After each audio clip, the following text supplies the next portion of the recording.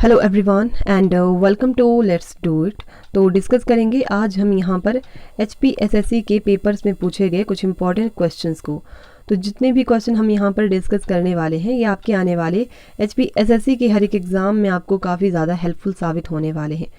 तो अगर आप HPSSC के रिगार्डिंग किसी भी एग्ज़ाम की प्रेपरेशन कर रहे हो तो उसमें जो है ये क्वेश्चंस आपके लिए काफ़ी ज़्यादा हेल्पफुल साबित रहने वाले हैं। HPSSC का कोई भी एग्ज़ाम हो गया, क्लर्क हो गया, स्टेनोटाइपिस्ट हो गया, कि किसी भी एग्ज़ाम की आप प्रिपरेशन कर रहे हो उसमें ये जो क्वेश्चंस हैं ये आपके लिए काफ़ी ज़्यादा हेल्पफुल साबित होने वाले हैं। सो स्टार्ट करते हैं क्वेश्चन नंबर 121 के साथ। क्वेश्चन हमारे पास है, the great law giver of ancient time was. प्राचीन समय का महान विधिदाता था, तो ये कौन था? ये था मनु। सो ऑप्शन ए यहाँ पर इस क्वेश्चन का करेक्ट आंसर है।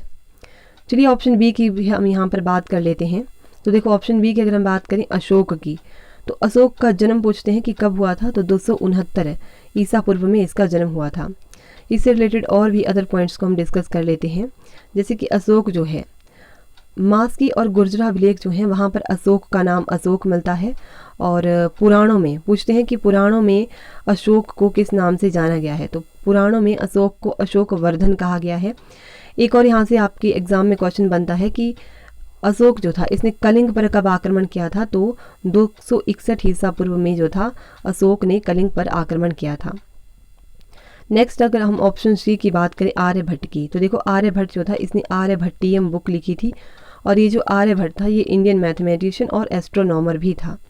ऑप्शन डी की अगर हम बात करें कौटिल्य की, तो कौटिल्य जो था जिसे हम चाणक्य के नाम से भी जानते हैं, ये चंद्रगुप्त मौर्य का प्रधानमंत्री था और इसने एक बुक लिखी थी, काफ़ी फेमस बुक है जिसका नाम है अर्थशास्त्र। यहाँ से भी आपके एग्जाम में क्वेश्चन बनता है। नेक्स्ट क्वेश्चन नंबर 122 है, who was the founder of Nanda dynasty. Nanda वंश का संस्थापक कौन था? तो नंद वंश का संस्थापक जो था ये था महापद्म नंद। सो ऑप्शन ए यहाँ पर इस क्वेश्चन ऑप्शन बी जो है यहाँ पर इस क्वेश्चन का करेक्ट आंसर है। अगर आपसे पूछ लें कि नंद वंश का अंतिम शासक कौन था, तो नंद वंश का अंतिम शासक था घनानंद। और ये जो घनानंद था, घनानंद जो था ये सिकंदर का समकालीन था। और देखो घनानंद जो था इससे चंद्रगुप्त मौर्य जो था उसने पराजित कर दिया था घनानंद को, और फिर चंद्रगुप्त मौर्य जो था इसने मौर्य वंश की स्थापना की थी। ये पॉइंट्स भी आप ध्यान में रखिएगा। नेक्स्ट अगर हम बात करें ऑप्शन सी यानी कि अजात शत्रु की, तो अजात शत्रु जो है इसके बारे में ये पूछते हैं कि अजात शत्रु का उपनाम क्या था, तो इसका उपनाम था कुणिक। और इसी के साथ एक और क्वेश्चन आपसे पूछते हैं कि अजात शत्रु जो था ये किस धर्म को मानता था, तो ये मानता था जैन धर्म को।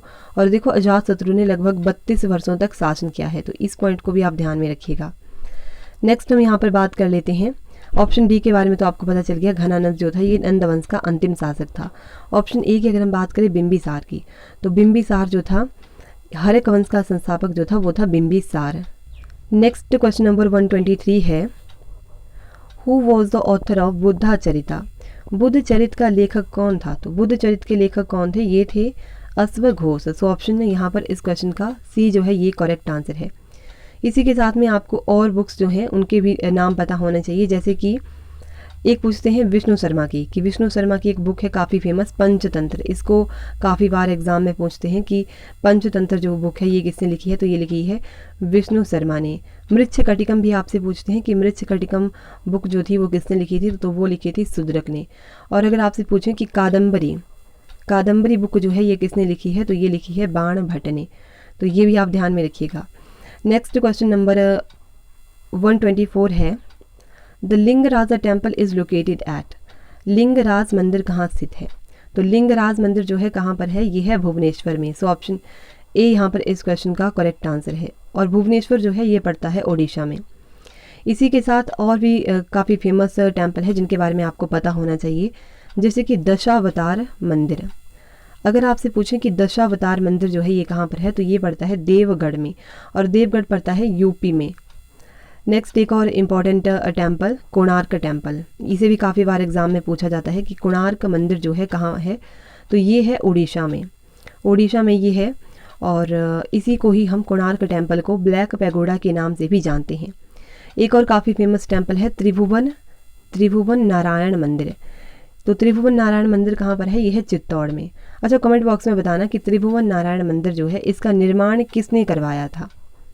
नेक्स्ट क्वेश्चन नंबर 125 की बात कर लेते हैं, मोहम्मद बिन तुगलक वॉज प्रोफिशेंट इन, मोहम्मद बिन तुगलक किस में निपुण था?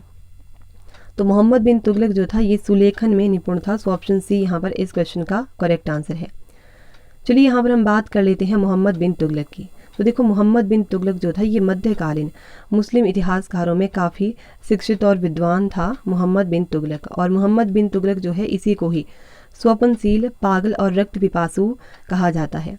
और एक और पूछते हैं इससे रिलेटेड क्वेश्चन कि अमीर ए कोही विभाग जो था इसकी स्थापना किसने की थी? तो ये की थी मोहम्मद बिन तुगलक ने। और देखो मोहम्मद बिन तुगलक जो था ये राजधानी दिल्ली से देवगिरी लेकर के चला गया था। तो इस पॉइंट को भी आप ध्यान में रखना।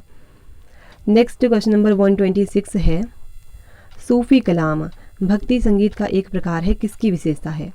तो ये किसकी विशेषता है? ऑप्शन सी यहाँ पर करेक्ट है, कश्मीर। अच्छा, अगर आपसे पूछ लें कि मुरीद जो है ये किसे कहते हैं? तो मुरीद किसे कहते हैं? जो लोग सूफी संतों से शिष्यता ग्रहण करते हैं उन्हें कहा जाता है मुरीद। और अगर आपसे पूछ लें कि सूफी जिन आश्रमों में रहते हैं उन्हें किस नाम से जाना जाता है? तो देखो सूफी लोग जिन आश्रमों में रहते हैं उन्हें खानकाह या मठ के नाम से जानते हैं। तो इस पॉइंट को भी आप ध्यान में रखना। नेक्स्ट क्वेश्चन नंबर 127 है, all India Muslim league was formed at, all India Muslim league की स्थापना हुई। तो ऑल इंडिया मुस्लिम लीग जो है इसकी स्थापना कहाँ हुई थी? ढाका में हुई थी। सो ऑप्शन डी यहाँ पर इस क्वेश्चन का करेक्ट आंसर है। बाकी अगर हम बात करें कि ये जो मुस्लिम लीग है इसकी स्थापना जो थी कब हुई थी? तो मुस्लिम लीग की स्थापना जो थी ये हुई थी 1906 में। 1906 में इसकी स्थापना हुई थी। और इसी के साथ आपसे पूछते हैं कि मुस्लिम लीग जो था इसका संविधान कब बना था? तो मुस्लिम लीग का संविधान 1907 में बना था कराची में। और अगर आपसे पूछ लें कि मुस्लिम लीग का पहला अधिवेशन जो था वो कहाँ हुआ था? तो पहला अधिवेशन 1908 में हुआ था। कहाँ पर हुआ था? अमृतसर में हुआ था। और अगर आपसे पूछें कि ये जो मुस्लिम लीग है इसका पहला अधिवेशन जो था हुआ था 1908 में, अमृतसर में हुआ था। लेकिन अगर आपसे पूछें कि इसकी अध्यक्षता किसने की थी या उसके अध्यक्ष कौन थे, तो वो थे आगा खान। एक और यहाँ से क्वेश्चन बन जाता है कि ये जो प्रत्यक्ष कार्यवाही दिवस है, मुस्लिम लीग ने प्रत्यक्ष कार्यवाही दिवस जो था कब मनाया था? तो कब मनाया था? 16 अगस्त 1946 को मुस्लिम लीग ने प्रत्यक्ष कार्यवाही दिवस मनाया था। नेक्स्ट क्वेश्चन नंबर 128 है, पुस्तक अनटू दिस लास्ट जिसने एम के गांधी को प्रभावित किया था किसके द्वारा लिखी गई थी? तो ये बुक किसके द्वारा लिखी गई थी? जॉन रस्किन के द्वारा। अनटू दिस लास्ट बुक लिखी थी जॉन रस्किन ने। सो ऑप्शन बी जो है 128 क्वेश्चन का ऑप्शन बी यहाँ पर करेक्ट आंसर है। इसी के साथ कुछ और बुक्स भी हैं काफ़ी फेमस जिनके बारे में आपको पता होना चाहिए, जैसे कि वेल्थ ऑफ नेशन बुक किसने लिखी है? तो वो लिखी थी एडम स्मिथ ने। अगर आपसे पूछें द सोशल कॉन्ट्रास्ट ये बुक किसने लिखी है? तो वो लिखी थी रूसो ने। एक पूछते हैं द पॉलिटिक्स बुक्स जो है वो लिखी है अरस्तु ने। नेक्स्ट क्वेश्चन नंबर 129 है, मूल अधिकारों के परिवर्तन के लिए निम्न में से कौन सा न्यायालय उत्तरदायी नहीं है?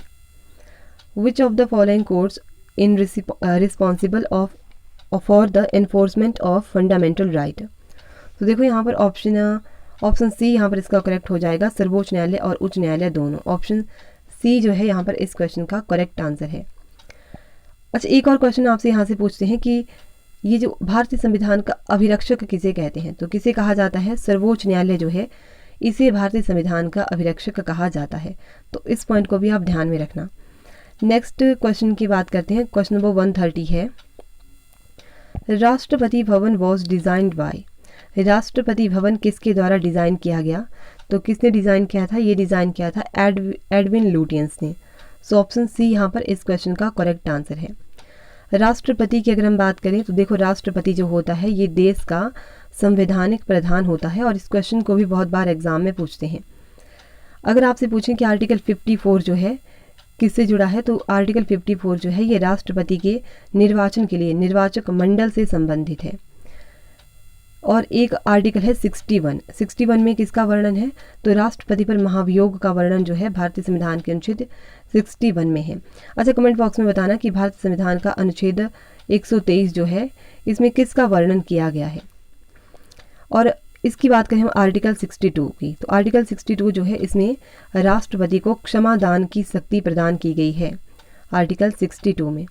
तो ये थे आज के हमारे कुछ क्वेश्चंस। आई होप कि आपको वीडियो अच्छी लगी होगी।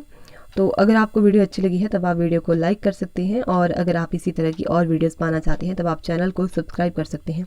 तो चलिए मिलते हैं नेक्स्ट वीडियो में। धन्यवाद।